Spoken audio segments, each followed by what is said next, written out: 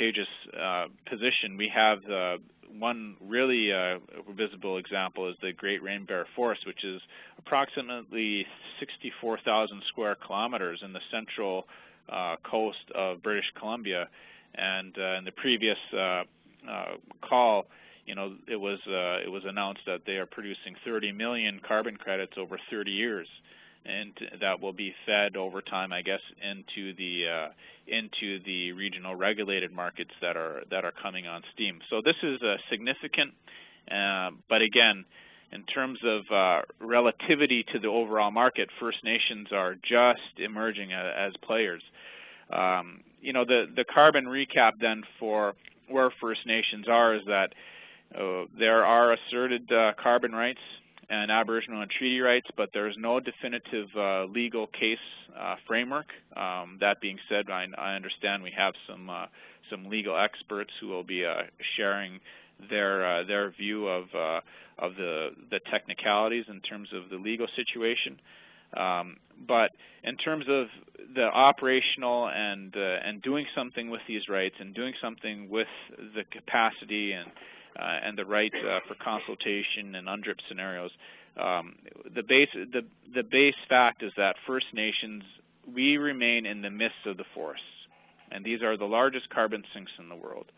And as First Nations investigate and share information and share approaches, I think there will be a discrete push to really to define and to take advantage of carbon into the future.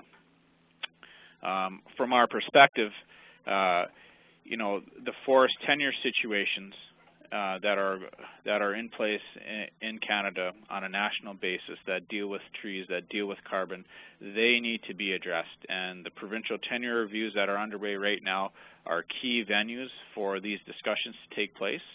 But as as some of the other speakers have said, we have a situation where, despite the slow pace of the discussions and maybe the absence of carbon from some of the discussions and the non-recognition of assertions over carbon rights, what will really start pushing the pace is, at least from the literature that we have reviewed, and also going in terms of the context of our elders' words, is the global warming that is happening, and the energy supply crunch and the land competition. These things are going to push carbon politics and energy politics in a very, very direct fashion, especially as things like global ice caps melting faster than scientific estimates. As these things accelerate and as climate change and global warming become more pronounced, we are going to watch First Nations become more engaged, and we will watch policy and law and examples, of course, accelerate as well. One of the key observations that many nations across the land are, I guess, encountering in terms of flooding, in terms of climate situations, is that these 100-year storms that used to come every 100 years, there is an increasing frequency for them. And because First Nations are most oftentimes on the land base and subject to nature in a more direct fashion, it's First Nations that are feeling these effects, and should be moving then to work with abating carbon and working positively to work with climate change and the carbon markets. A little humor here to kind of set up to the end of the presentation here. In terms of looking at the slow, at least from the Canadian perspective, the slow pace of regulatory development. We've heard some presenters say that, regulations may be rolled back, or that it's cool, or it's, carbon is not hot right now. First Nations, we have a 7-generation timeline, and we know that there's changes coming. And, we have various nations across the land that are dealing with this situation, with technical capacity, but also, with humor, with good nature, and to build up good relationships with partners, which is another aspect to what we're seeing, especially with this with the Carbon Collaborative here, is the good relationships that are being called together and looking at positive ways to deal with carbon markets, to deal with climate change, to deal with economic development, to deal with community development. Dealing with all these things in a holistic manner, in a way that we can enjoy ourselves as we work positively with the land base and with the gifts of Creator.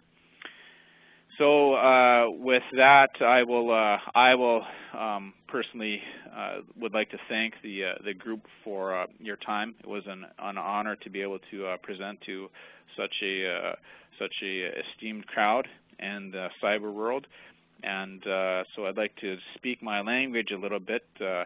Nanaskumtin miigwech nawaku magantik egwa nitotemak nanaskumtin oau.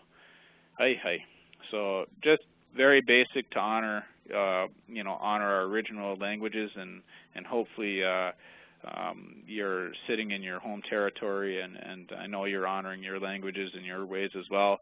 But thank you, all of our relatives, all of our friends, and all of our colleagues, and I will turn the mic over to my boss, my leader, Mr. Harry Bombay, to close out and offer some closing thoughts here as a senior thinker who has watched actually the 2x4 forest sector, First Nations logging kind of economy morph into this very diversified and almost ethereal kind of situation where First Nations are, reorienting themselves as best they can into this new bioeconomy, this new forest economy. So thanks once again to the group, and here is Mr. Bombay. Better known as Harry. Anyway, I think Brad did an excellent job here on our behalf, and I'd just like to point out that I think carbon credits, managing in a First Nations stewardship venue process is the type of direction we have to take. We have to look at ways in which First Nations, as we work individually or collaboratively within a territory, look at how we steward the land, and basically addressing some of these major issues like climate change through measures like carbon trading and forest conservation, wise use of resources, building on traditional knowledge. All of those kinds of things have to be built into a First Nations stewardship approach. I feel that carbon lends itself to that kind of thing. And so I hope that people will look at it from that point of view, and hopefully we can make some inroads with governments on major outstanding barriers like forest tenure. So anyway, thanks a lot, and I'll turn it back to Terry. Thank you. In our language, great thanks is Masaicho Brad for that comprehensive overview of this whole issue of carbon trading and its effect on Aboriginal rights, title or non-title rights. Harry, continue on with the work for the National Aboriginal Forestry Association, and we'll be in contact with you on this whole issue with carbon rates and trading, and possibly development of policies on regional, provincial, and hopefully national level. Moving along, our next presenter is Rob Miller. He's a lawyer from his own firm, partner into his law firm, which is Miller Titerle. Rob is from the north central British Columbia, in particular Fort St. James, which is also my hometown in Nak-Asbay territory, Nak-Albun, Stewart Lake. And Rob has been working in the forest industry in that town for much of his early life, and after going to law school and getting his law degree, he joined a large law firm. And since he started his partnership law firm, he has been working on a lot of issues that are very broad, and in particular the climate change and carbon trading issues, and his clients are quite diverse, which include not only First Nations but